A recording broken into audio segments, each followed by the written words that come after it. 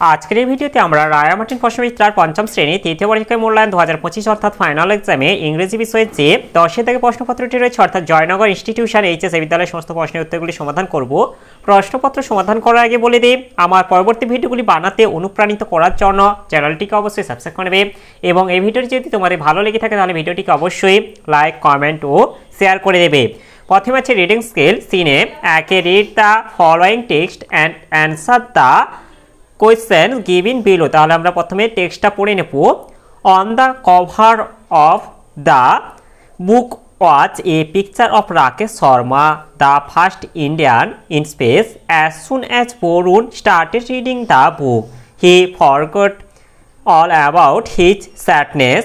Borun came to know that Rakesh Sharma was born in 1949 in Patiala in the state of Punjab. He was educated at St. George's Grammar School, Hyderabad and Kendriya Vidyalaya, Tirumalagiri, Hyderabad. He joined the National Defence Academy as an Air Force cadet in July 1966. On 3rd April 1984, Rakesh Sharma went on a journey to space on Soyuz T-11, a space shuttle. He spent 7 days, 21 hours and 40 minutes in space. He was asked by the then Prime Minister of India, Mrs. Indira Gandhi, what India looked like from space. He replied, "Sare jahan se acha, the best in the world." Borun's mother came back into the room. She asked her son, "So, did you like the book?" It's a wonderful book, mother," Borun replied happily. "I am reading about Rakesh Sharma right now." "So you are reading about the first Indian to go to space," said his mother. She sat on the bed beside her son and asked him, "Have you heard about Kalpana Chawla?" Borun closed the book and put his head on his mother's lap. His mother ruffled his hair lovingly and said, "You will read all about her, but later. Now have your lunch and take rest for a while." Borun started reading about Kalpana Chawla in the evening. Kalpana Chawla was born in 1962 in Karnal in the state of Haryana, nicknamed Montu by her family. She went to school at the age of 3. Later, she studied aeronautical engineering from Punjab Engineering College, India. In 1982, Kalpana went to the USA to study at the University of Texas at Arlington. In 1988, she took up the job of a research scientist at NASA Ames Research Center in Sunny Valley, California. In November 1996, Kalpana joined the STS-87 mission aboard Space Shuttle Columbia. The mission flew in November to December 1997, during which Kalpana spoke with the then Prime Minister of India, Mr. Indrajit K. Gujral, from the orbit. তাহলে আমরা টেক্সটটা পড়ে নিলাম, এবার প্রশ্নের উত্তরগুলি করব। এতে আছে answer the following questions briefly. এতে আছে হোয়ার ওয়াজ রাকেশ শর্মা বর্ন, এর উত্তরটি হবে, এর উত্তরটা আমরা এখান থেকে বলে দেবো যে রাকেশ শর্মা ওয়াজ born in 1949 in Patiala in the state of Punjab. এরপর এটা আছে বিতে what was Kalpana Chawlas nickname, এটা হবে মন্টু ওয়াজ কল্পনা চাওলাস নিকনেম। এরপরে বিটিটা হচ্ছে write T for true and F for false statements in the given boxes. এটি হচ্ছে Rakesh Sharma was the second Indian to go to space, এটা ফলস হবে। এরপর বিটিটা হচ্ছে Rakesh Sharma was educated at Saint George's grammar school, এটা ট্রু হবে। এরপর সিটি হচ্ছে Kalpana Chawla was born in 1962 in Karnal in the state of Haryana, এটা ট্রু হবে। এরপরে সিটিটা হচ্ছে complete the following sentence with information from the above passage, এতে আছে on 3rd April 1984 Rakesh Sharma went on a journey to space on, এটা হবে সয়ুজ T-11 এ space shuttle. এরপরে বিটিটা হচ্ছে Kalpana Chawla took up the job of a research scientist at, এই যে NASA Ames research center in Sunnyvale California.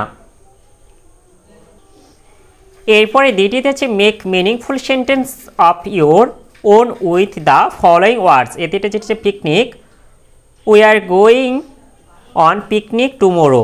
এরপরে এটা আছে বিতে mother, his mother was a teacher. এরপরে এটা আছে রিডিং স্কিল আনসিনে, এটা আছে দুই দাগে read the following passage carefully and answer the given question. তাহলে আমরা প্যাসেজটা পড়ে নেব। One hot day a crow was very thirsty, he flew here and there but could not find a drop of water anywhere. After some time he saw a pitcher near a house. He felt very glad to see the pitcher. When he came to it, he saw the water was too low to reach. He tried to break the pitcher but failed. There lay some pebbles near the pitcher. The crow was very clever. He found out an idea. He picked up some pebbles from the ground and dropped them one by one into the pitcher. The water rose high and higher. Soon the water came up to his reach and the crow drank the water. He drank the water happily and flew away. তাহলে আমরা প্যাসেজটা পড়ে নিলাম। এবার প্রশ্ন উত্তরগুলি করব। এটি হচ্ছে choose the correct answer to complete the following sentence. এতে আছে one hot day a crow was very, এটা হবে থ্রাস্টি। এরপর বিটিটা হচ্ছে after some time the crow saw a pitcher near a the house হবে। এরপর সেটিটা হচ্ছে the crow found out a or and, এটা হচ্ছে এটা আইডিয়া হবে। এরপর বিটিটা হচ্ছে write T for true and a for statements in the giving boxes. এইটা হচ্ছে the crow was searching for food, এটা ফলস হবে। এরপর বিটিটা হচ্ছে the crow was very glad to see the pitcher, এটা ট্রু হবে। এরপরে সিটির হচ্ছে the crow picked up some pebbles and drop them into the pitcher, এটা ট্রু হবে। এরপরে সিটিটা হচ্ছে match the words in column A with their opposite in column B. Column এতে আছে এতে যেটা আছে নিয়ার, এটা হবে ফেয়ার হবে। এরপর বিতে আছে ফাউন্ড, এটা হবে লস্ট। এরপরে সিটিটা হচ্ছে হট, এটা হবে কোল্ড। এরপরে ডিতে হচ্ছে answer the following questions. What did the crow find near the pitcher, তবে the crow find near the pitcher some pebbles। এরপরে গ্রামারের ভূখরিতে আছে 3 দাগে fill in the blanks with appropriate prepositions given in the list below। এটা আছে a cat is walking into the room হবে। এরপর ভিতরে আছে put the duster on হবে the table। এরপরে সিতে হচ্ছে give this লেটার, এটা টু হবে ইউর ক্লাস টিচার। এরপর দ্বিতীয় হচ্ছে আই গো টু স্কুল, তবে ইন হবে দ্য মর্নিং। এরপরে চারিদিকে যেটা আছে ম্যাচ কলম এ উইথ কলম বি অ্যাপ্রোপ্রিয়েটলি।